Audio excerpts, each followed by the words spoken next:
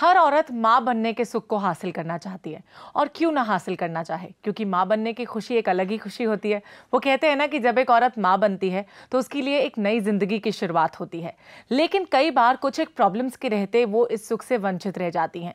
इसके बहुत सारे रीजंस हो सकते हैं, यानी कि वो इनफर्टिलिटी की शिकार क्यों हो जाती हैं, कैसे हो जाती हैं, या फिर इसके लिए क्या रीजंस रिस्पॉन्सिबल हो सकते हैं और इसका ट्रीटमेंट कैसे हो सकता है। इसके बारे में बात करेंगे। अपनी एक्सपर्ट डॉक्टर ज्योति शर्मा है अभी हमारे साथ। Welcome to the show ma'am. Thank you. सबसे पहले तो मैं यही कहूंगी कि जैसे कि आज हम बात करेंगे इनफर्टिलिटी के बारे में। As the name itself suggest the meaning कि इनफर्टिलिटी मींस बंजर भूमि, यानी कि एक औरत जब माँ नहीं बन पाती है तो कहते हैं कि वो इनफर्टिलिटी की शिकार है। लेकिन इसके लिए रीजंस भी बहुत सारे रिस्पॉन्सिबल है। नंबर 1 बात करेंगे जेनेटिक फैक्टर्स के बारे में। कौन से जेनेटिक रीजंस इसके लिए रिस्पॉन्सिबल हो सकते हैं? देखिए, first of all infertility in self is a complete term, जिसका मतलब ये हस्बैंड या वाइफ दोनों रिस्पॉन्सिबल हो सकते हैं।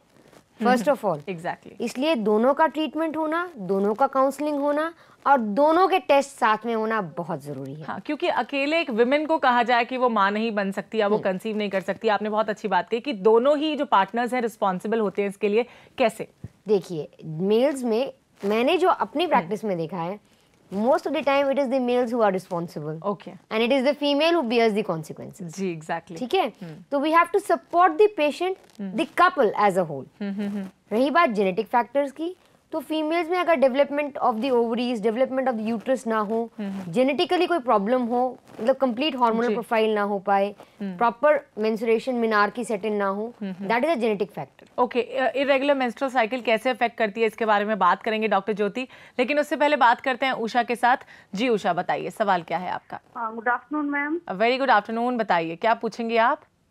मैम, हमें ओवेरियन सिस्ट है, करीबन 6 साल से है, और मेरी 2 बेटी हैं, वो सिजेरियन है, और मैम हमारी लैप्रोस्कोपी भी हो चुकी है 1 साल पहले सिस्ट की, लेकिन मैम हमें कुछ आराम नहीं आ रहा है सिस्ट पे। एज कितनी है आपकी उषा? जी मेरी 30 साल है एज। ओके, 30 इयर्स की हैं, 2 डॉटर्स हैं, इनकी सिजेरियन है और इन्हें ओवरियन सिस्ट है, तो क्या कर सकती हैं? देखिए, first of all she has to find out, I have to find out कि सिस्ट कितना बड़ा है, that is treatable by the medicine और नॉट। दूसरी बात, सिस्ट की वैरायटी क्या है, एक है या मल्टीपल है, we have to first of all find that. Once we are able to find that, तो मेरे को लगता नहीं कि मेडिसिन से वो ठीक नहीं होगा। लैप्रोस्कोपी ऑलरेडी करा चुकी हैं, and if it was a problem, laparoscopy के साथ ही डॉक्टर उसे रिमूव कर देते। ओके, अगर हम आयुर्वेदिक दवाइयों की बात करें तो किस तरह की आयुर्वेदिक दवाई ले सकती हैं? बिकॉज जहां तक मैं जानती हूँ कि आयुर्वेदिक दवाओं का कोई भी साइड इफेक्ट नहीं होता, that's a very good part on Ayurveda. तो किस तरह की आयुर्वेदिक दवाई ये अगर इस टाइम चाहें तो स्टार्ट कर सकती हैं बंगशूल। ओके, बंगशूल करके एक टैबलेट्स आती हैं, she can start that. Okay, Bangsheel करके टैबलेट आती है। BANGSHEEL, okay, that is easily available, उसको स्टार्ट कर सकती हैं। उसे इन्हें दिन में कितनी बार खाना होगा? 2 गोली दिन में 2 बार। ओके, 2 गोली खानी है दिन में 2 बार। अभी बात करते हैं स्वीटी के साथ। जी स्वीटी, बताइए सवाल क्या है आपका? हाँ जी, मैं ये कहना चाहती हूँ मैडम, मेरी बेटी है 10 इयर्स की जी, और उसके बाद मैं कंसीव नहीं किया, एक बार कंसीव किया तो मिसकैरेज हो गया। तो उसके बाद जो है, लगता है हमारा संपर्क उनसे टूट चुका है। ये कहना चाह रही हैं कि इनकी एक बेटी है 10 साल की, उसके बाद इन्होंने कंसीव नहीं कर पाई है और एक बार इन्होंने कंसीव किया भी था लेकिन मिसकैरेज हो गया, तो क्या करेंगे इसके क्या लिए? इन्होंने अपना ब्लड टाइपिंग कराया है? अभी वो हमारे साथ नहीं है। Yes yes, I would like to tell her कि she should get her blood typing done. In case she is RH negative, तो उनको कुछ इंजेक्शन लेने पड़ेंगे, उसके बाद ही कंसीवमेंट हो पाएगा। ओके, अगर हम जेनेटिक फैक्टर्स की बात करें तो आपने कहा कि जेनेटिक फैक्टर्स में कई बार पार्टनर्स दोनों रिस्पॉन्सिबल होते हैं और ज्यादातर कहा कि मेल्स में इनफर्टिलिटी पाई जाती है, लेकिन विमेन को उसके लिए रिस्पॉन्सिबल होना पड़ता है। लेकिन कुछ एक और बातें भी हैं और फैक्टर्स भी हैं जो रिस्पॉन्सिबल हैं। कौन से हैं वो फैक्टर्स? देखिए, मेल्स में एक बहुत इजी फैक्टर ये है कि बचपन में कभी मम्स हुआ हो जी, और उसकी वजह से ऑर्काइटिस हो गया हो, and as a result sperm production नहीं हो रहा। ओके, फर्स्ट ऑफ ऑल ये भी एक रूलिंग आउट फैक्टर जरूर है। RH typing is also important, you should get your RH, husband wife दोनों को अपना RH टाइपिंग कराना चाहिए। Secondly, sperm count.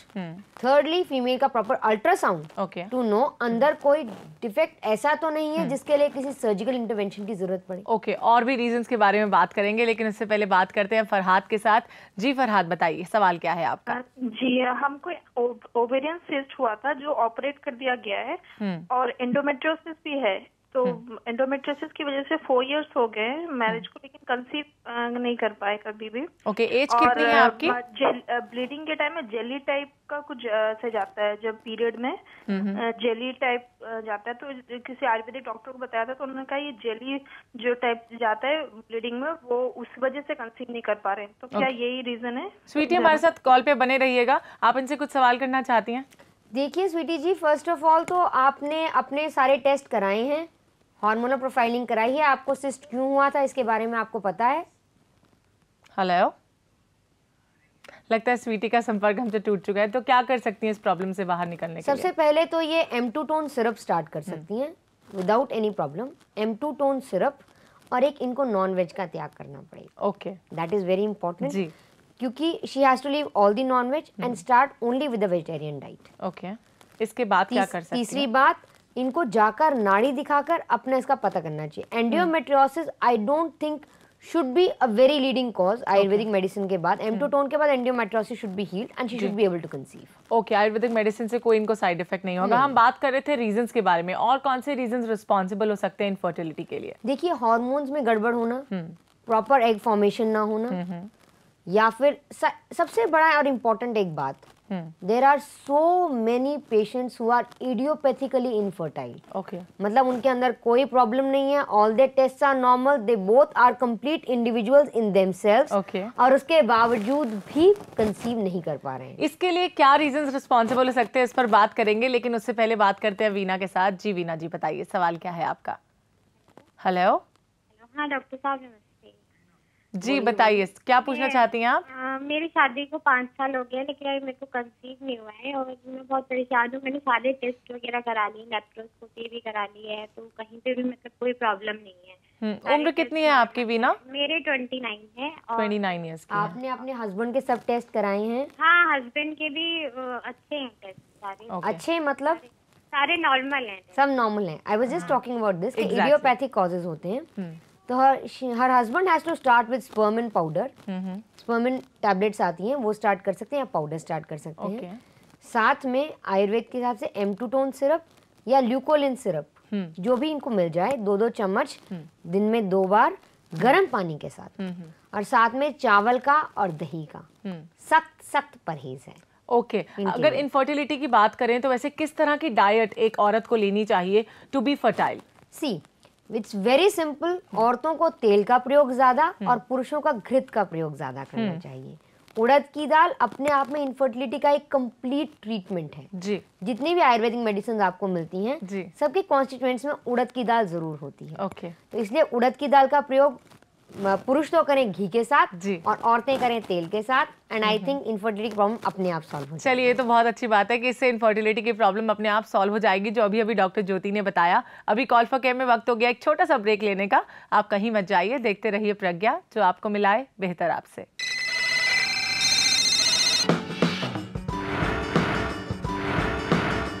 लगभग 34 साल की उम्र के बाद महिलाओं में इनफर्टिलिटी के चांसेस बढ़ जाते हैं, because at this time of age, at this period, जब वो आगे बढ़ती हैं, यानी कि 35-36 साल की होती हैं, तो उनके शरीर में जो एग प्रोड्यूसिंग कैपेसिटी है वो कम हो जाती है as compare to the earlier age. इसके बारे में बात करते हैं अपनी एक्सपर्ट से। क्यों हो जाती है ऐसी कैपेसिटी कि 35 की उम्र के बाद जो एग प्रोड्यूसिंग कैपेसिटी है वो कम हो जाती है? There is a God who decides how many kids you should have. Ji, exactly. So वो आपको एक फिक्स नंबर ऑफ एग्स के साथ जमीन पर भेजते हैं। जी। Now the problem is that when menarche is early, मतलब जब मेंसेस जल्दी स्टार्ट होने लगा है, तो number of eggs gets used up very fast. Exactly. That is why this new concept of storing the eggs has come into light. Okay, ये बहुत अच्छी बात, बहुत सही बात आपने बताई। मुझे लगता है कि महिलाओं को जरूर दिमाग में रखनी चाहिए। और भी बात करें अगर जनरल फैक्टर्स की, तो बहुत सारी डिजीजेस भी इसके लिए रिस्पॉन्सिबल हो सकती हैं, जैसे डायबिटीज अगर किसी को है, थायराइड है। क्यों ये डिजीजेस इसके आड़े आती हैं? बेसिकली ये सब हार्मोन रिलेटेड प्रॉब्लम्स हैं, और एक बार आपका हार्मोनल प्रोफाइल बिगड़ गया तो वो आपके सारे सिस्टम्स को स्पॉइल कर देगा। बिल्कुल। एज अ रिजल्ट डायबिटीज तो वैसे भी अगर आप कंसीव भी कर लेंगे तो आप अपना वेट तो संभाल नहीं पा रहे हैं, आप अपनी बॉडी को तो संभाल नहीं पा रहे हैं। How will you get a new life into the world? चलिए, आपने बिल्कुल ठीक कहा कि how will you get a new life into this world. तो बहुत सोच विचार के बाद अगर किसी को भी छोटी सी भी बीमारी है तो उसका ट्रीटमेंट पहले लें, उसके बाद ही कंसीव करने के बारे में सोचें। अभी हम बात करते हैं अपने एक और कॉलर के साथ। अर्चना हमारे साथ हैं। जी अर्चना, बताइए क्या सवाल है आपका? जी मैम, नमस्ते। नमस्ते। जी, मुझे पूछना था, मेरी पीसीओडी की ट्रीटमेंट चल रहा है और साथ में हार्मोनल प्रॉब्लम भी है। एफएसएच एलएच की मतलब डिसबैलेंस है वो जी। और पहले एलएच 15.5 समथिंग था और एफएसएच 4 के आसपास था और पहले 5-6 साल मेरा एलोपैथ में ट्रीटमेंट चला है जी। उसके बाद 1 साल से हर्बल ट्रीटमेंट ले रही हूँ और योगा प्राणायाम साथ में कर रही हूँ और अब अभी लेटेस्ट मेरी जो रिपोर्ट है उसमें एफएसएच मेरा 16 पॉइंट समथिंग है और एलएच है 5.5। तो मेरी मेन प्रॉब्लम क्या है? मेरी सिस्ट की प्रॉब्लम मेन है कि मैं कंसीव नहीं कर पा रही हूँ या मेरी हार्मोन्स की प्रॉब्लम ज्यादा मेजर है। अर्चना हमारे साथ कॉल पर ही रहिएगा। ज्योति जी आपसे कुछ पूछना चाहती हैं। जी देखिए, PCOD and this they are similar. उसकी वजह से ये और इसकी वजह से वो होता है, इसलिए कोई भी मेजर प्रॉब्लम नहीं है। आप अगर ट्रीटमेंट दोनों का नॉर्मल ले रही हैं and they are almost under, if they are almost under control, if they are almost under control, तो then there is no problem. She should start with पुष्प धनवा रस। पुष्प धनवा रस की टैबलेट बहुत छोटी छोटी होती है, सुबह खाली पेट ली जाएंगी जी। बट इस मेडिसिन से पहले एक बार डॉक्टर को जरूर दिखा लीजिएगा क्योंकि वो आपके हार्मोनल साइकिल चेक कर डे डिसाइड करेगा जिस दिन से ये दवाई शुरू होनी है। और इन्होंने कहा, जैसे कि अर्चना जी ने बताया कि वो मेडिटेशन करती हैं, योगा करती हैं, अपनी आम जिंदगी में प्राणायाम करती हैं, तो exercise plays an important role to be fertile. Of course yes, the most important thing, my hormone lies in my brain. If I think I can conceive, I will conceive against all odds. क्योंकि body के लिए active रहना भी बहुत जरूरी है। अभी एक और कॉलर हमारे साथ जुड़ चुकी हैं। हेलो जी, कोमल बताइए सवाल क्या है आपका? लगता है हमारा संपर्क उनसे टूट चुका है। एक और कॉलर है हमारे साथ, निधि है अभी। जी निधि बताइए क्या सवाल है आपका? लगता है इनसे भी हमारा संपर्क टूट चुका है। हम बात कर रहे थे कि एक्सरसाइजेस कितना इंपॉर्टेंट रोल अदा करती हैं, तो to be active is very important. साथ ही साथ आपने बताया कि डाइट की अगर बात की जाए तो मर्दों को घी में उड़द की दाल खानी चाहिए और औरतों को तेल में। इसके अलावा कौन सी डाइट का खास ख्याल रखना चाहिए? एक तो दही को एक त्याज्य आहार माना गया है आयुर्वेद में। आजकल हम लाइफ में दही का काफी प्रयोग करते हैं। आई वुड एडवाइज एवरीबडी, आप दही खाइए but in the form of lassi. Okay, ऐसा क्यों? बिकॉज दही तम को बढ़ाता है जी। कोई भी जमी हुई चीज तम को बढ़ाती है जी। सत्व, रज और तम जो हमारे 3 गुण हैं, इनमें से यदि तामसिक बुद्धि बढ़ जाएगी तो हमको प्रॉब्लम होगी। सबसे पहले हमको, जो हम स्पिरिचुअलिटी, मेडिटेशन और योग की बात करते हैं, हम ये इसलिए करते हैं कि सत्व गुण बढ़ जाए। That means my energy is good for myself as well as for everybody else. इसलिए बहुत जरूरी है कि जो भी तामसिक आहार विहार है, जैसे नॉनवेज डाइट है, हैवी फूड्स हैं, किसी भी तरह के नशे, एक नया कंसेप्ट है, women also like to drink nowadays. Exactly, smoke, alcohol, drinking बहुत ज़्यादा बढ़ गई है। And I would say that is a complete no. और जो fathers चाहते हैं कि they should have healthy children or they should at least have children, they should quit smoking right now. चलिए, बहुत अच्छी बात कही। अभी बात करते हैं एक और कॉलर के साथ। हेलो जी, रजनी बताइए सवाल क्या है आपका? Hello hello, good afternoon ma'am. A very good afternoon, बताइए क्या पूछेंगी आप? मैडम मेरी एज 29 ईयर्स है और मुझे थायराइड का भी प्रॉब्लम है, बट अभी 1 साल हो चुका है तो अब नॉर्मल हो चुका है जी। तो मैडम ये कुछ, और मुझे इसके साथ ही पीरियड में ब्लीडिंग के साथ जेली जैसा कुछ निकलता है। ओके। तो मैडम मुझे पूछना था कि अभी तक तो हम कुछ प्लान नहीं कर रहे थे, पर बट अब कंसीव करना चाहती हूँ तो क्या कुछ प्रॉब्लम आ सकती है? और ये जेली जैसा क्यों निकलता है मैडम? जी ओके, कंसीव करना चाहती हैं, एज है 39 और इन्होंने बताया कि थायराइड था लेकिन अब कंट्रोल में है, तो क्या कर सकती हैं? 29 आई थिंक, आई डोंट नो, आप 39 इयर्स की हैं, 29 इयर्स की हैं? Let's take it, कोई भी एज है। The idea is it is already quite late.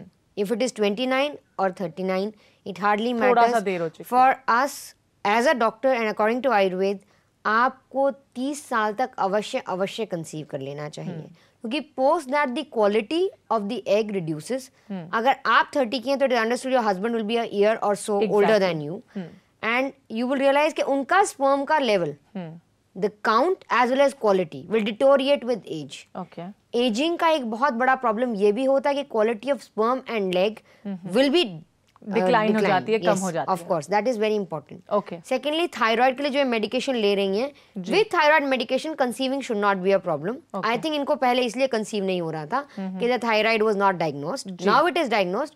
She should wait for at least 1.5 years. Okay. And she should be able to conceive. उसके बाद नॉर्मली कंसीव करने का प्लान कर सकती हैं। इसके बाद बात करते हैं सरिता से। जी सरिता, बताइए क्या सवाल है आपका? जी, मैं बरेली से। मैम, मेरी प्रॉब्लम ये है कि मेरे हस्बैंड और मेरी बीच में रिलेशन कम होते हैं जी। और 11-12 इयर्स हो गया है और 10 इयर्स की मेरी बेटी है। ओके। लेकिन मैं ये चाहती हूँ कि हम लोग कंसीव करें, और कौन सा टाइम बेटर है जिसमें हम कंसीव कर सकते हैं प्रॉपर। ओके, क्या कर सकती हैं इस प्रॉब्लम से? It's a very nice question. जी। द आइडिया इज, सबसे पहले तो हमें फर्टाइल पीरियड का पता होना चाहिए। Fertile period is the period when the egg comes out and it is ready to conceive. जी। एग की लाइफ सिर्फ 24 आवर्स होती है। Okay. Once it is out, it just live for 24 hours. Okay. Important ये है कि आपका menstrual period जिस दिन स्टार्ट होता है उसको आप फर्स्ट डे काउंट कीजिए। जी। First 10 days you should avoid, because उस टाइम कंसेप्शन होने के चांसेस बहुत कम होते हैं। Okay. 10 to 18 days you should try for conception. Okay. Post 18 days भी चांसेस बहुत कम है। ओके, आपने बहुत अच्छे से डिवाइड किया कि किस टर्म में इन्हें कंसीव करना चाहिए। आई बिलीव कि अभी जरूर समझ में आ गया होगा। It's a natural contraceptive. Did you realize it's a natural contraceptive कि जो लोग नहीं चाहते हैं वो उन 7 to 8 डेज को अवॉइड कर दें, तो दे कैन नेचुरली कॉन्ट्रासेप्टिव का काम करते हैं वो। चलिए, बहुत सही बात बताई है डॉक्टर ज्योति ने। अभी वक्त हो गया कॉल फॉर केयर में एक और छोटा सा ब्रेक लेने का। आप कहीं मत जाइए, देखते रहिए प्रज्ञा, जो आपको मिलाए बेहतर आपसे।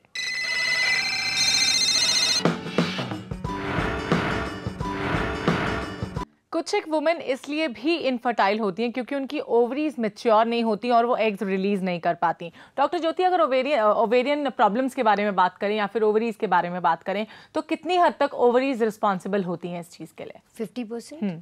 Uterus is just the place for the child to stay and grow. जी। कंसीवमेंट में ज्यादा पार्ट ओवरीज का ही होता है, because they release the egg, that egg further fertilizes with the help of the sperm and then it shift to the uterus. Okay. तो fertilization process में पहले ज्यादातर egg काम release होगा, उसके बाद वो यूट्रस तक पहुंचेगा, तभी आप कंसीव कर पाएंगे। ओवरीज के किसी भी कारण से ना मैच्योर होने के कारण, कैन बी एज, क्योंकि अर्ली मैरिजेस का भी बड़ा ट्रेंड है। जी, exactly. And when the early marriages are there and the uterus is not ready, plus the ovaries are not ready, तो उस केस में ये प्रॉब्लम हो सकता है। एग्जैक्टली, आपने बहुत सही बात बताई है। अभी बात करते हैं नीना के साथ, जिन्होंने मुंबई से हमें कॉल किया है। जी नीना, बताइए क्या पूछना चाहती हैं आप? अच्छा, देखिए मेरा एज सुनाई दे रहा है आपको? जी बिल्कुल, हमें सुनाई दे रहा है। आप अपना सवाल बताएं। ओके, मेरा एज 32 है और मेरे हस्बैंड का एज 34 है। ओके। और हमें दोनों को इनफर्टिलिटी का प्रॉब्लम है। And the thing is that like मुझे पॉलिप का प्रॉब्लम था, for which I was taking medicine of Divya pharmacy, that is Ramdev Baba का। जी। तो उसके बाद मैंने कोई टेस्ट करवाई नहीं है कि I don't have that problem और नॉट। काफी टाइम हो गया, अराउंड 3 months टाइम हो गया। I didn't do any kind of testing, neither my husband, we did not undergo any kind of test. मेरे हस्बैंड अंजीर लेते थे for these 3 months, and due to which I feel the sperm quality and quantity is been अच्छा हो गया है। That's what I feel. तो मुझे ये जानना है कि like first of all like कोई डॉक्टर है जिसके लिए मैं ये कंसल्ट कर सकती हूँ? ओके, फर्स्ट ऑफ ऑल तो मैं ये कहूंगी कि शी इज वेरी ऑनेस्ट, कि इन्होंने बहुत ऑनेस्टली बताया कि both of the partners are infertile. क्या कर सकती हैं इस प्रॉब्लम के लिए? शी शुड अर्जेंटली, जैसे अभी कह रहे हैं, मैं दिव्या फार्मेसी से, मैं बहुत सारे लोगों को ये बात कई बार कह चुकी हूँ कि आयुर्वेद का मतलब ये नहीं है कि आपने ओवर द काउंटर मेडिसिन ले लिया। जी। Infertility is a very patient specific disease. We have to see a doctor to realize आप पॉलिप्स का प्रॉब्लम है, आपने टेस्ट नहीं कराया, हाउ डू आई नो कि पॉलिप्स रिड्यूस हुए कि नहीं हुए। उनका ट्रीटमेंट, इवन जैसे दिव्या फार्मेसी का आपने अपने आप ऐसे नहीं, वहाँ दिव्या फार्मेसी में भी, पतंजलि योगपीठ में भी डॉक्टर्स हैं। आई एम नॉट सेइंग आप किसी भी अच्छे क्वालिफाइड आयुर्वेद फिजिशियन के पास जाएं, जिसके पास डिग्री हो, प्लीज। जी। नॉट के साइड में किसी ने लिख दिया और आप पहुंच गए, दैट इज वेरी इंपॉर्टेंट। आप दिखाइए, and I don't think polyp should be a very big problem. Ayurveda के साथ पॉलिप्स कैन गो इन अ चुटकी. और अगर ये कह रहे हैं कि इनके हस्बैंड दवाई ले रहे हैं और साथ साथ इन्हें लग रहा है कि उनके स्पर्म्स की क्वालिटी इंप्रूव हो रही है, तो मुझे लगता है कि अब इन्हें कंसीव करने में शायद कोई प्रॉब्लम ना हो. तो आप प्लीज एक बार अपना चेकअप कराइए, जैसे कि डॉक्टर ज्योति ने कहा. उसके बाद हमें कॉल बैक करके फीडबैक जरूर दीजिएगा कि आप कंसीव कर पा रही हैं या नहीं कर पा रही हैं. अभी बात करते हैं ज्योति के साथ. जी ज्योति, बताइए सवाल क्या है आपका. Hello ma'am. हेलो मैम, मेरा क्वेश्चन है कि मैं 40 वीक्स की प्रेग्नेंट हूँ और आज मेरी ड्यू डेट है. जी, कांग्रेचुलेशंस. बताइए. लेकिन अभी तक कोई पेन वगैरह इंड्यूस नहीं हुए हैं. तो मैं ये पूछना चाह रही थी कि मतलब मुझे डॉक्टर तो कह रहे हैं कि आर्टिफिशियल इंड्यूस कर देंगे जी, या उसके बाद सी सेक्शन भी कर सकते हैं. लेकिन मेरी पहली जो डिलीवरी थी वो नॉर्मल डिलीवरी थी. ओके. तो I don't want to go for any kind of induction और सी सेक्शन. और मेरी जो LMP है वो 16 फरवरी है, लेकिन जो कंसेप्शन है वो मार्च का है. तो मुझे मतलब मैं कितना वेट कर सकती हूँ safely. Okay, very appropriate question कि कई बार पेन्स नहीं होती हैं, लेबर पेन्स, तो उसके लिए भी क्या कर सकते हैं? जैसे डॉक्टर्स कहते हैं आर्टिफिशियल दे दी जाएगी. She should get a per vaginal examination done first of all. Per vaginal examination करके सर्विक्स के स्टेटस को फाइंड आउट करके she can find that out. Secondly she can undergo an ultrasound to know if the child is safe or not. In case he is safe and cervix भी ठीक है, तो I think she can wait for a week or so. But it is for her gynaecologist to decide, क्योंकि he has to first see कि पिछला history क्या है, आगे बच्चे का प्रॉब्लम क्या रहेगा. ऐसा ना हो वेट करने के चक्कर में she loses the child. जी एग्जैक्टली, आपने बहुत सही बात की. डॉक्टर ज्योति, आप यहाँ पर आई, कॉलर्स के सवालों के जवाब दिए बहुत अच्छे तरीके से. इसके लिए आपका बहुत बहुत शुक्रिया. Thank you.